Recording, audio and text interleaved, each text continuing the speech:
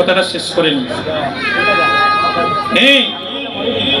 আপনাদের পায়ে ধরে ভিক্ষা মাগলাম, জীবনের বাতির ভাই কখন নেমে যাবে কেউ বলতে পারবো না। বছরে একবার হইলেও ছেলে মেয়েরে লইয়া একটু মহাপ্রভুর তীর্থ দামগুলা দর্শন করবে। বলা যায় না ওই দর্শনে আপনার আসার পরে বৃন্দাবন হয়ে যেতে পারে। আমি কেন হাতটা তুলালাম? যদি আমি মিথ্যা কথা কই ও আসলে আপনারা আমার কইবা যে দেবাশিস তোমার তো কথার বার্তার কোনো ঠিক নাই বা। আর যদি কথা ঠিক থাকে, বাস্তবের সাথে যদি আমার কথার মিল পান, পায়ে ধরে ভিক্ষা মাগলাম মা, জীবনে কত টাকা পয়সা কত বাইতে যায়, একটু ছেলে মেয়েরে নিয়ে মা সব পার্শ্বদের দামগুলো দর্শন করবেন, তবেই সবার কল্যাণ হবে। ওই অদ্বৈত প্রভুর বাড়িতে এখনো আছে একটা দুর্গা মন্দির, যারা গিয়েছেন দেখেছেন। আর আরেক পাশে আছে একটা পঞ্চতত্ত্বের মন্দির, এখনো আছে। আসতে ভাই আসতে।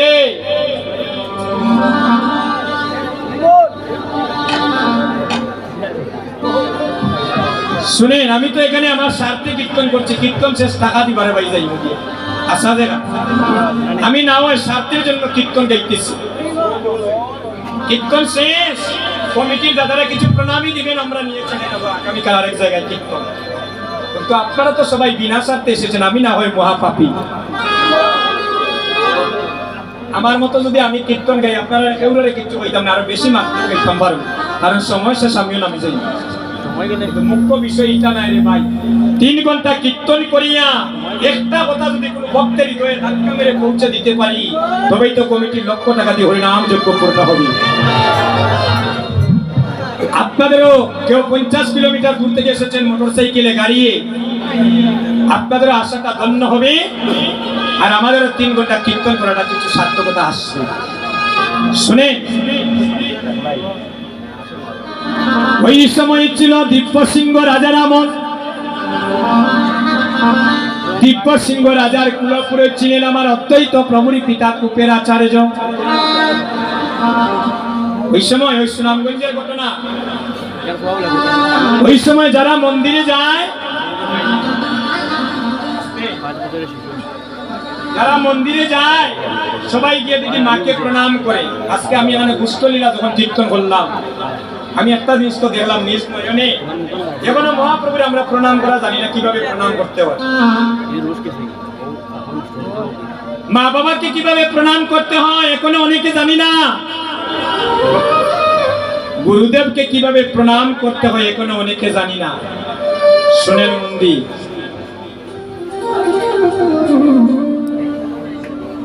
ওই অদ্বৈত প্রভুর মন্দিরে দেখেন প্রণামের কিভাবে প্রকারভেদ আসছে, একটু শুনে যান।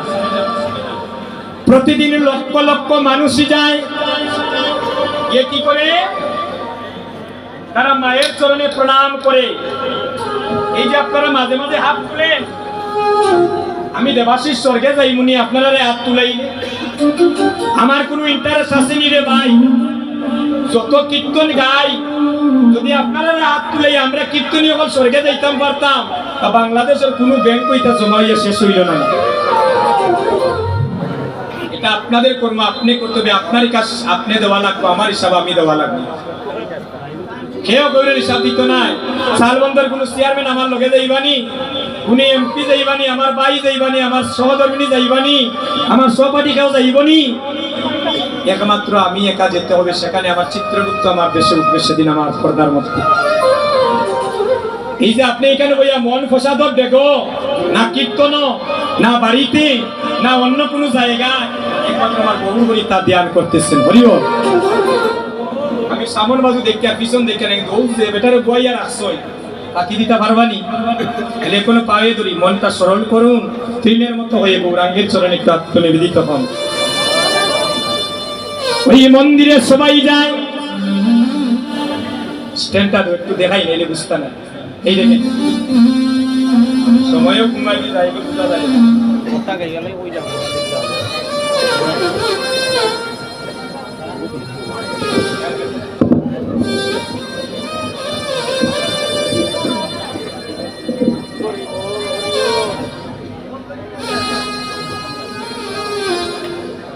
মায়ের মন্দিরে যারা যায় এই দেখেন মায়ের মন্দিরে গিয়ে তারা মায়ের চরণে একদিন শিশুপুত্র কমলাক্ষ খান নাম অদ্বৈত প্রভু শিশুকালে নাম ছিল কমলাক্ষ। একদিন পিতাকে বলছেন, বাবা আমি তোমার সাথে মায়ের মন্দিরে যাব। বলে কেন? বলে আমি সবাই যখন মাকে দর্শন করে আমিও মাকে দর্শন করে আসি। এই আঙ্গুলটার নাম কি মায়েরা? এই আঙ্গুলটার নাম কি গো? কনিষ্ঠ আঙ্গুল।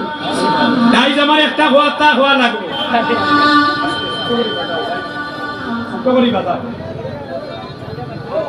মায়েরা ওই আঙ্গুলের ছেলেরা খামড় মারেননি। এই 4টা আঙ্গুল কিতা দুষ্ফল। 1 নাম্বার,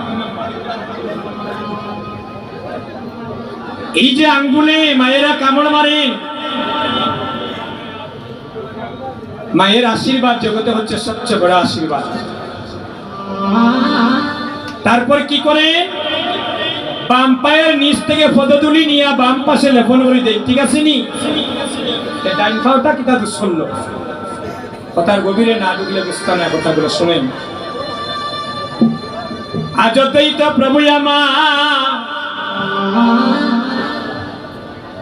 ওই পিতার কনিষ্ঠ আঙ্গুলে ধরিয়া আজ মায়ের মন্দিরে যাচ্ছেন। যখন মায়ের মন্দিরে গেলে এভাবে দেখেন হাজার হাজার ভক্তগণ বসে যাচ্ছে, মায়ের চরণে প্রার্থনা করছি। এবার শিশুপুত্র কমলাক্ষের হাতটা ছেড়ে দিয়ে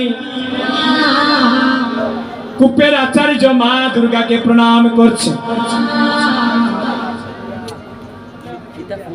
12 বছরের সন্তান কমলাক্ষকে বলছেন, বাবা যাও তুমি মাকে প্রণাম করো। ওই 12 বছরের সন্তান বলছে, বাবা হে, ওই মাকে আমি প্রণাম করব না। কি এত বড় কথা? এখন যদি এটা 12 বছরের কোনো গুন্ডে ডাকিয়া নিয়ে ওই একটা মহাপ্রভুকে প্রণাম করো, যদি বলে না আমি করতাম না, সবে মন্দ হইবা। বলে তো গৌর হরিকে সে অপমান করছে। 12 বছরের সন্তান বলছে না আমি মাকে প্রণাম করব না। ওই কথাটা পৌঁছে গেল দিব্য সিংহ রাজার করণে। কি এত বড় সাহস! ধনী মানি জ্ঞানী গুণী পণ্ডিত বর্গ যারাই আসে সবাই এসে আমার মাকে প্রণাম করে। আর শিশুপুত্র কমলাক্ষ বলছে আমার মাকে প্রণাম করবে না। ঘটনা কি? ডাক দিচ্ছে, ও কূপের আচার্য,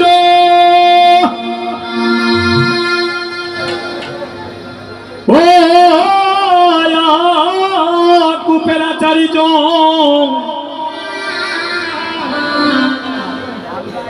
এই বিশ্ব ব্রহ্মাণ্ডের সবাই আমার মাকে প্রণাম করে, কিন্তু তোমার শিশুপুত্র কমলাক্ষ কেন আমার মাকে প্রণাম করল না? তুমি শুনো শুনো কূপের আচার্য, যদি তোমার সন্তানের ভালো চাও,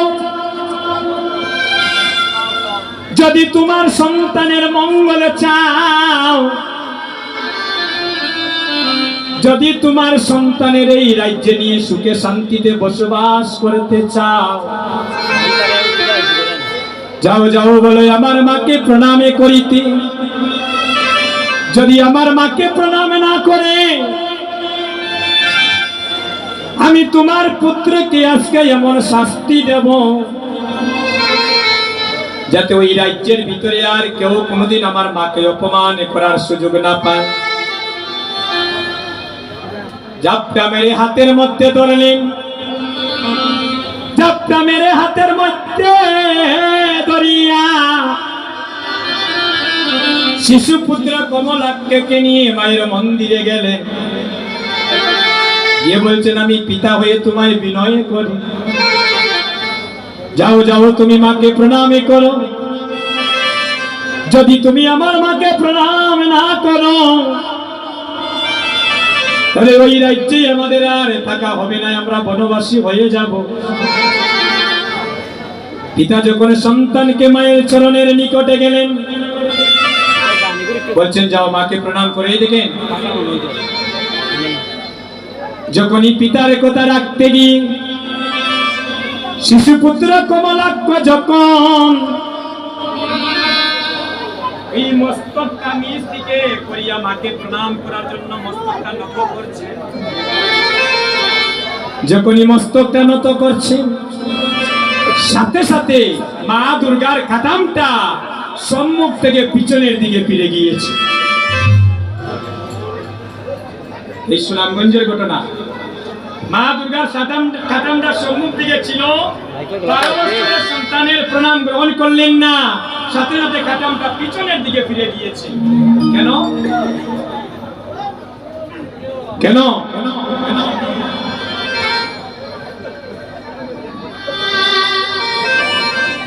মা দেখলেন আমার স্বামী তো আমাকে প্রণাম করতে পারে না, উনি হলেন দেবের দেব মহাদেব, কূপের আচার্য। সাথে সাথে অদ্বৈত প্রভুকে এখান থেকে নিয়ে চলে গেলেন শান্তিপুরে। শান্তিপুরের বাবলা তোলায় নিয়ে অদ্বৈত প্রভুকে আরাধনা করতে শুরু করলেন। একদিন দুই দিন নয়, শান্তিপুরের বাবলা তোলায় বসিয়া 14 বছর মহাপ্রভুর আরাধনা শুরু করলেন। আমরা তো 14 মিনিট কীর্তনে বইতে পারি না, হাতে ভাবে সাবানে কামড়ানি শুরু হয়ে যায়। কিন্তু অদ্বৈত প্রভু আপনার আমার এই কলিযুগের দুর্দশা দেখি 14 বছর, কতদিন? 14 বছর শান্তিপুরের বাবলা তোলায় বসে মহাপ্রভুর আরাধনা শুরু করলেন। প্রভুকে বললেন, প্রভু হে তুমি একবার আসো, এই কলির জীবীকে তুমি উদ্ধার করো, এমন এক গোপনের প্রেম ধন নিয়ে আসো যে ধন একবার সহজে নিলে কলির জীব উদ্ধার হয়ে যা। প্রতিদিন একটা তুলসী পত্র ছাড়েন, ওই তুলসী পত্রটা বাই চলে যায়। সেদিন একদিন, 2 দিন, 3 দিন করে যেদিন 14 বছর পূর্ণ হলো, ওই দিন দেখা যায় তুলসী পত্রটা বাইচল যাইতো, প্রতিদিন উজান যায়। যেদিন 14 বছর পূর্ণ হলো ওই দিন তুলসী পত্রটা উজান যায়। মা সচিরানী সুরধনী গঙ্গার ঘাটে স্নান করছেন, আর ওই তুলসী পত্রটা মা সচিরানীকে 7টা প্রদক্ষিণ করে সেদিন নামি বলে বিলীন হয়ে গিয়েছি। অদ্বৈতকে স্বপ্ন বেশে দর্শন করালেন, অদ্বৈত রে আমি তোমার হুঙ্কারে আর থাকতে পারলাম না। ভক্ত যদি ভগবানকে প্রেমডুরে বাঁধিয়া ডাকে, ভগবান বললেন নাহং তিষ্ঠামি বৈকুণ্ঠে যোগিনাং হৃদয়ে নচ মহৎ ভক্ত যত্র গায়ন্তি তত্র তিষ্ঠামি নারদ। আমার ভক্তের প্রেমডুরে আমি বাধা পড়ে যাই। তখন আমার মহাপ্রভু সচিমের মাতৃগর্ভ আলোকিত করে শ্রীরাম নবদ্বীপে আবির্ভাব ঘটল। আমরা তো জন্মদিন, মৃত্যু তারিখ ক্যালেন্ডার করে রাখি, বাড়িতে স্মরণিকা করে রাখি, নাকি মৃত্যু স্মরণিকা করে রাখি। তো মহাপ্রভুর জন্ম তারিখ কত? ফাল্গুন পূর্ণিমা তিথি নক্ষত্র ফাল্গুনি, ফাল্গুন পূর্ণিমা তিথি নক্ষত্র ফাল্গুনি। উত্তরই দিতে পারেন না মায়েরা সবাই? মহাপ্রভুর আবির্ভাবের গান গাইতেছি, হরিবল হরিবল হরিবল। ফাল্গুন পূর্ণিমা তিথি নক্ষত্র ফাল্গুনি, ফাল্গুন পূর্ণিমা তিথি নক্ষত্র ফাল্গুনি। শুভক্ষণে ঘনে মনিলা গৌরী গুণমণি, শুভক্ষণে ঘনে মনিলা গুণমণি। কলির জীবের বাক্য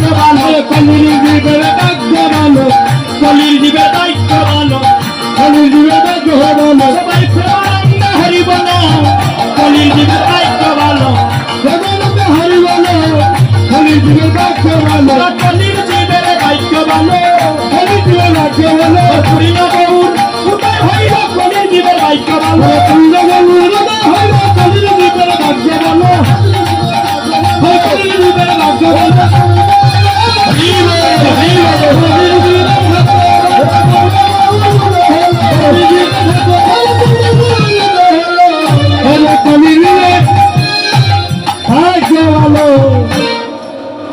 সুদীজন